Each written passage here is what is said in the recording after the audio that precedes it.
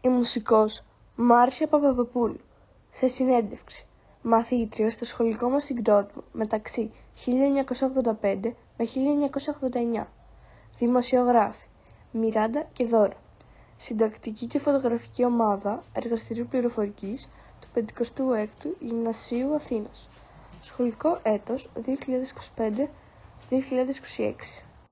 Καλησπέρα σας. Σας ευχαριστούμε πολύ που δεχτήκατε να μας μιλήσετε.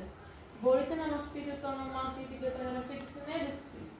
Γεια σας, σας χαιρετώ τη φωτογραφική ομάδα του 26ου Σχολείου του Γυμνασίου.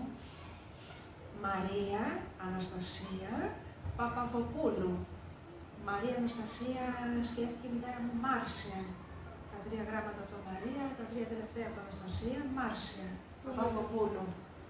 Πολύ ωραία. Ευχαριστώ πολύ, Μιράντα και Ποιες αναμονήσεις σας συνδέουν με το συγκρότημα σχολείων στην Οδό Αχαΐας? Όταν ήμουν 4,5 χρονών, εκεί που τώρα έχετε εργαστήρια, ήταν το νηπιαγωγείο. Οπότε πήγα νηπιαγωγείο το έτος 1985, δηλαδή 40 χρόνια πριν. Και μετά συνέχισα πρώτη, Δευτέρα, Τρίτη, Τετάρτη, ανεβαίνα με τα σκαλάκια δημοτικού. Και από τις καλύτερες αναμνήσεις από τους δασκάλους και από τους συμμαθητές και το περιβάλλον γενικότερα. Μάλιστα.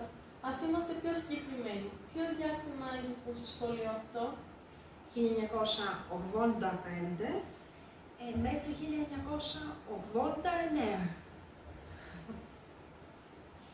Τι θυμάστε από το σχολείο μας ως κτίριο?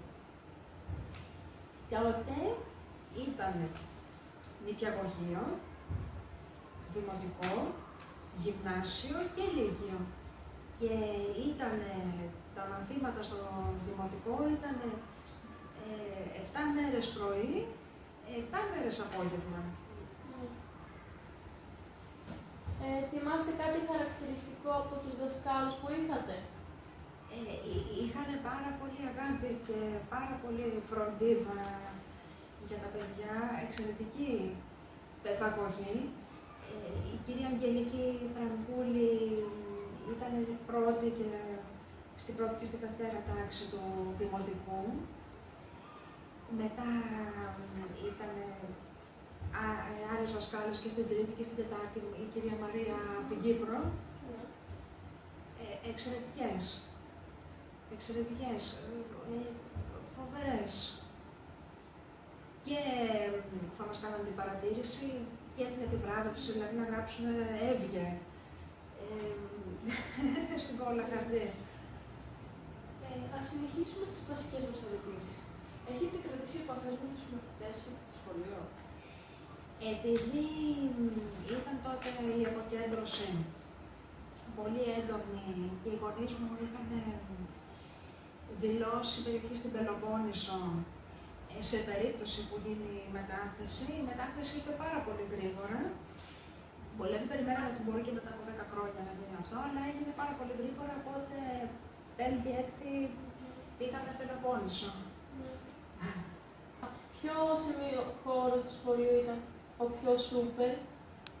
Όλοι οι χώροι, υπέροχοι με τις βρύσες, οι αυλοί, οι αίθουσες όλες με τους χάρτες, με υπέροχα όλα, ταξινομημένα, όλα. Και οι εκδρομές που κάναμε ήταν υπέροχες και στην παιδική χαρά που πηγαίναμε. Υπήρχε κάτι που δεν σας άρεσε? Ήταν όλα πάρα πολύ καλά, ήταν πολύ καλά και τα χρόνια. Κάποια φορά, σίγουρα κατά λάθος, δεν είναι επίτηδες, όταν ήμουν έξω από το εργαστήριο που ήταν νηπιαγωγείο τότε, κάποιο παιδί που ήταν μεγάλο, για κάποιο παγίγατε στα παιδιά που ήταν λύκειο τότε, τρίτη λυκείου, κατά λάθος το παιδί πως έτρεχε με έσπρωξε, έπεσα και μετά πήγα νοσοκομείο, κάνανε ακτίνες, όλα καλά, δεν υπήρξε κάποιο θέμα. Ποια δύο πράγματα θυμάστε περισσότερο έντονα από το σχολείο σας? πάρα πολύ τους δασκάλους, την κυρία Αγγελική που σας είπα, και τους πάρα πολύ καλούς συμμαθητές. Ο Στέλιος, η Ντίνα, η Μαρία Ιεσάιν, η Αθηνά Βροσάκη, πολύ καλά παιδιά, ο Νίκος, ο Δημήτρης που είχαμε πάει και στα πάρτι τους τότε, που ήμασταν παιδιά. Είχαμε και πολύ ωραίες γιορτές και αποκριάτικες γιορτές με τις στολές μας, είχα τη Θεία Ουλιέτα. Και ήταν εξαιρετική και η νηπιαγωγός. Εξαιρετική και αυτή η δασκάλα. Η νοσταλγία της μέρας που ήσασταν στο σχολείο. Πάρα πολύ, πάρα πολύ, πάρα πολύ. Ήταν πολύ, πολύ όμορφα χρόνια. Όλα τα χρόνια έχουν βέβαια και τους κινδύνους τους και τα δυσάρεστά τους, αλλά εν κατακλείδη ήταν πολύ καλά χρόνια. Ήταν καλύτερα χρόνια τότε και για την Ελλάδα. Τρώγατε ξύλο στο σχολείο από τους δασκάλους? Ποτέ.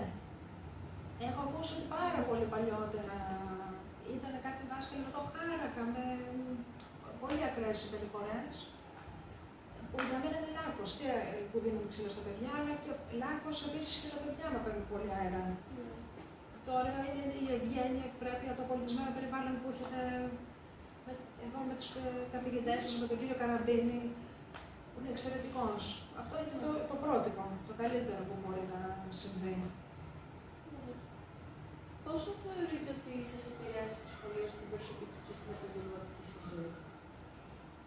Πρώτη κοιτήνα είναι η οικογένειά μας, είναι οι γονείς μας και αμέσως μετά ακολουθεί το σχολείο. Τι παιχνίδια παίζετε στο σχολείο αλλά και στη γειτονιά?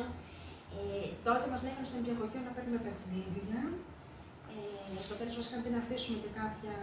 Τότε ήταν και κάτι ωραία τουβλάκια και κάτι γκρου που κάνανε και τα τουβλάκια, τα λέγω με την πράσινη κάτω τη μοκέτα, τη βάση που κάναμε τα τουβλάκια. Αλλά είχαμε και πολύ ωραία παιχνίδια.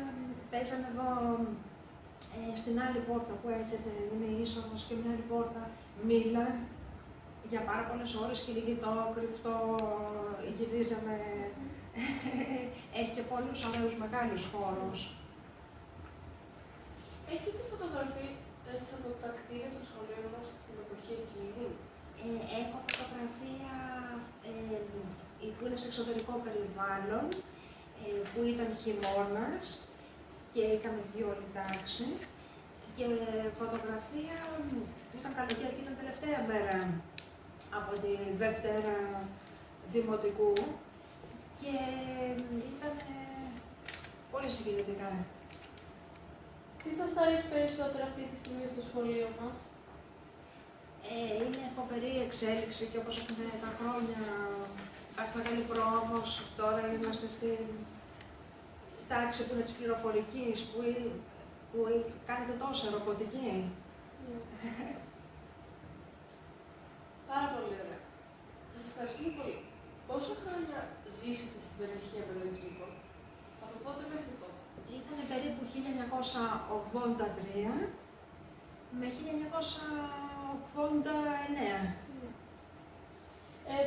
Πώς βλέπετε τις αλλαγές που έγιναν στην περιοχή των Αμπελοκήπων? Έχει διατηρήσει το στοιχείο της, τα καταστήματα. Εμείς οι γονείς μου μέναμε στο δίπλα από το Λαμπετό. Μέναμε και Κηφισίας 61, ήταν το Λαμπετό τότε, χρόνια κατάστημα ρούχα και από πιο παλιά. Και βλέπουμε με πολύ χαρά ότι υπάρχουν πολύ ωραίοι χώροι για να αθληθούν τα παιδιά και παιδικές χαρές και γήπεδα, μπάσκετ και γύρω-γύρω. Πάρα πολύ καλά. Και τώρα έχει γίνει και το μετρό. Εδώ και πολλά χρόνια. Ποια εποχή θα προτιμούσατε να πηγαίνετε σχολείο, την εποχή που ήσασταν μικροί και πηγαίνετε στο σχολείο ή την τωρινή?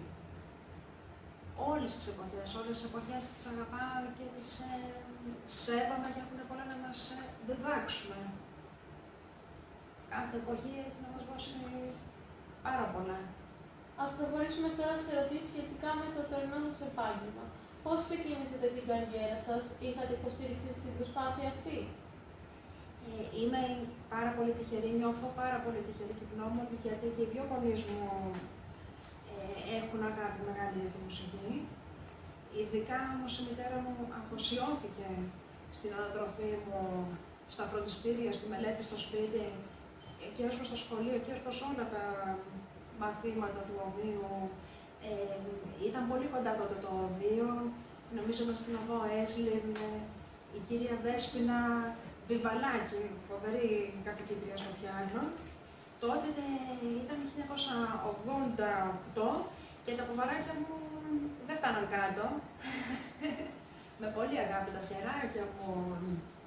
Ήταν μαζί η μητέρα μου στην ίδια αίθουσα που γινόταν το μάθημα. Πιο μετά Τετάρτη πήγαν αγγλικά.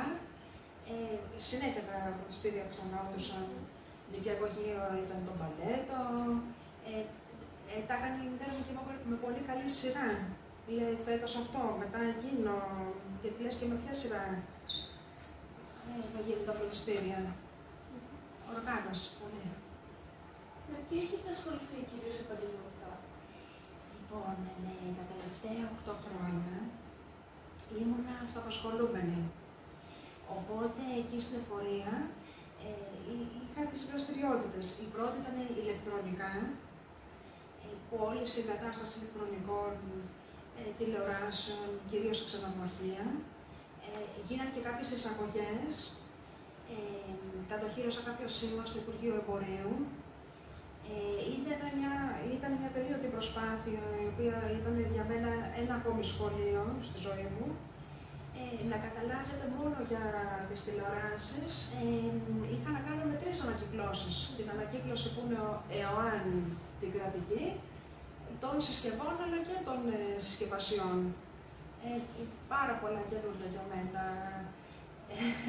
πολλές δραστηριότητες καινούργιες και πάντα με την αγάπη μου τη μουσική που ήταν στις δραστηριότητες. Έπαιξα πιάνο σε διάφορους χώρους, σε πολύ καλά ξενοδοχεία. Με πολύ αγάπη από τους πελάτες που ερχόντουσαν, Έλληνες και επισκέπτες ξένους. Πολύ συγκινητικά, πολύ χαρά από όλες τις ηλικίες, τεράστια χαρά. Ποιες ήταν οι πρώτες αναμνήσεις σας στο πιάνο? Η κυρία Βέσποινα, μια φοβερή δασκάλα, πολύ επίμονος άνθρωπος. Θυμάμαι που μας είχε πει ότι ήταν από ένα σπίτι που δεν είχε τις ανέσεις, δεν είχε πιάνο για να μελετήσει και τα είχε ζωγραφίσει η γυναίκα και κατάφερε και έφτασε τόσο υψηλό επίπεδο να διδάσκει. Οπότε με δίδαξε και την επιμονή και την υπομονή που πρέπει να έχουμε γενικότερα στη ζωή μας. Να μου λέει τα χεράκια, να είναι το πιάνο λες και κρατάμε ένα μήλο.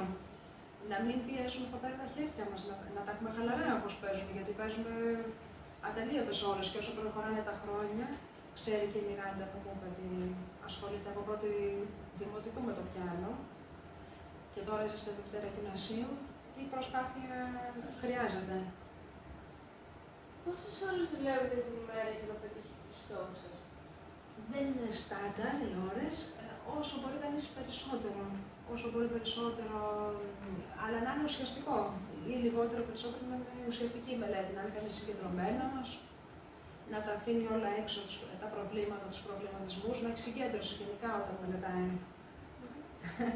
Τεχνική ταλέντο και ποιο άλλο είναι σημαντικό για να πετύχεις τη δουλειά σου? Χρειάζεται πίστη στον εαυτό μας, χρειάζεται πολύ υπομονή, πειθαρχία. Όταν έχουμε βάλει ένα στόχο, οπωσδήποτε κάποια άλλα πράγματα τα αφήνουμε πίσω. Δεν θα πει κανείς άνθρωπο, πηγαίνω όπου θέλω να διασκεδάσω, δεν προλαβαίνει κανείς. Και χρειάζεται σκληρή μελέτη και αισιοδοξία πάντα και για το μέλλον και για ό,τι καλύτερο, για τους κοντινούς μας ανθρώπους, ό,τι καλύτερο μπορεί να γίνει και για το περιβάλλον γενικότερα, για την κοινωνία.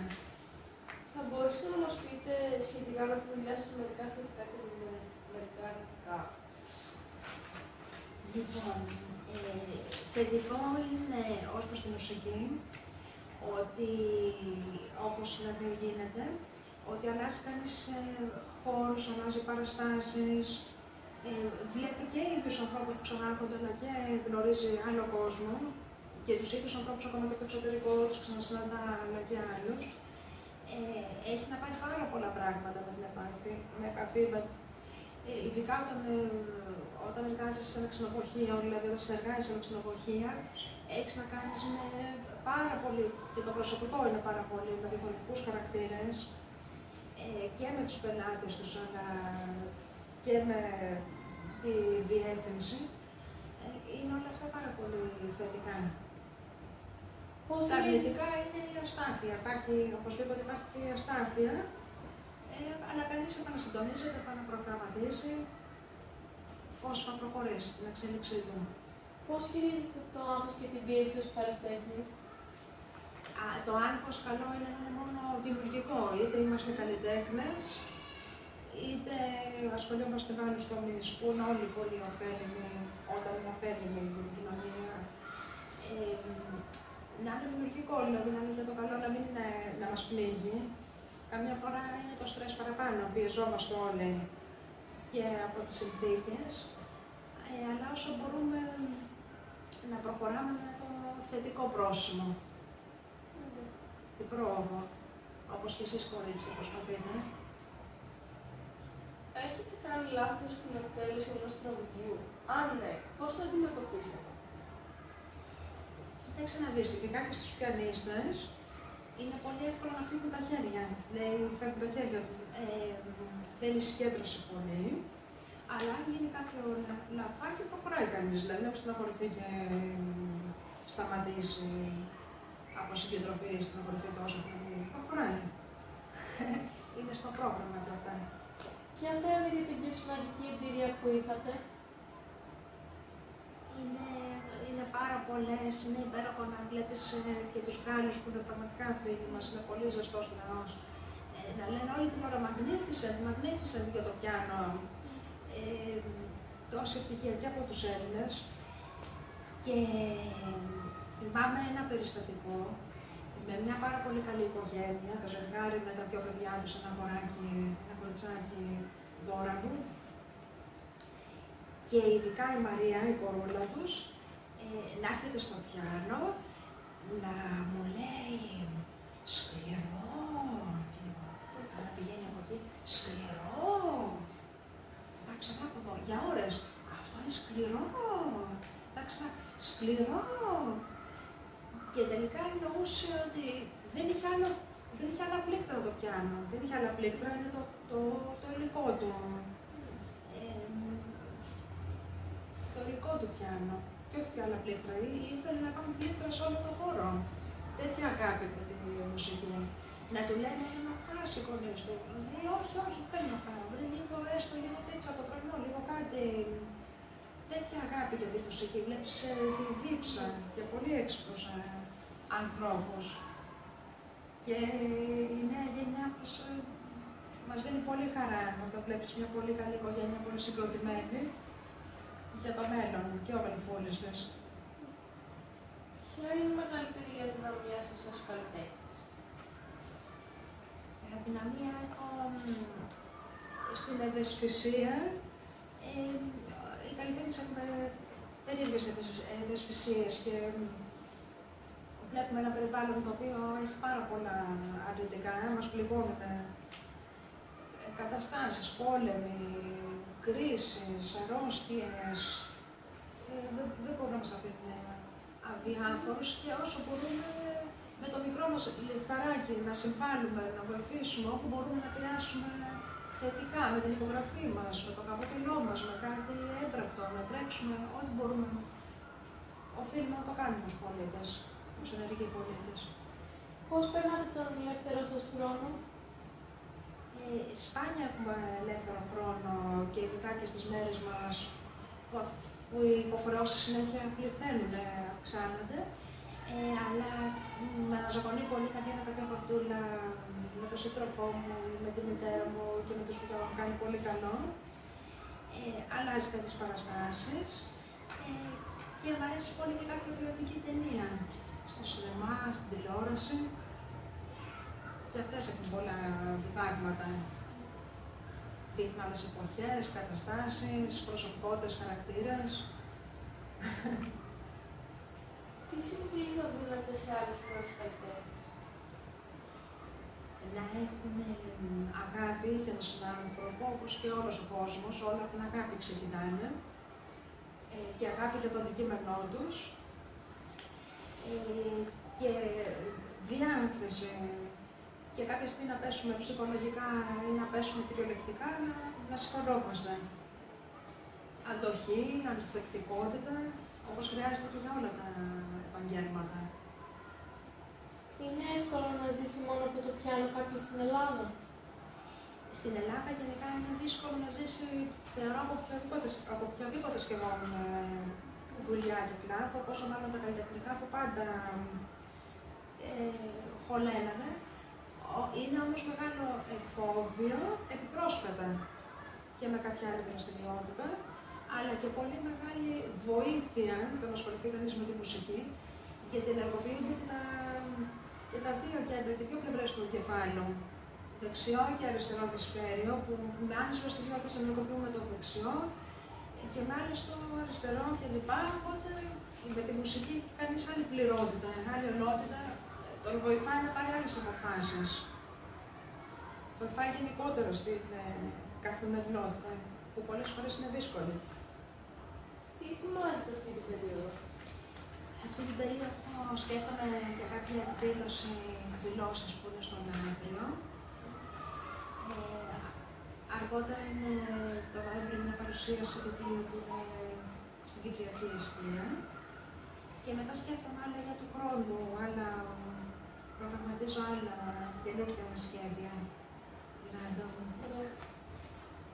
Χαίρομαι πολύ για την σημερινή συνέντευξη, γιατί βάζετε πάρα πολύ πλούσιο υλικό και φωτογραφίες και στην ιστοσελίδα και φαίνεται η συνέντευξη, και εκεί μπορεί να με βγουν κάποιοι συμμαθητές να έρθουν να σας πούνε άλλες εντυπώσεις, εμπειρίες κοινές. Πολύ σημαντικό. Μπράβο σας.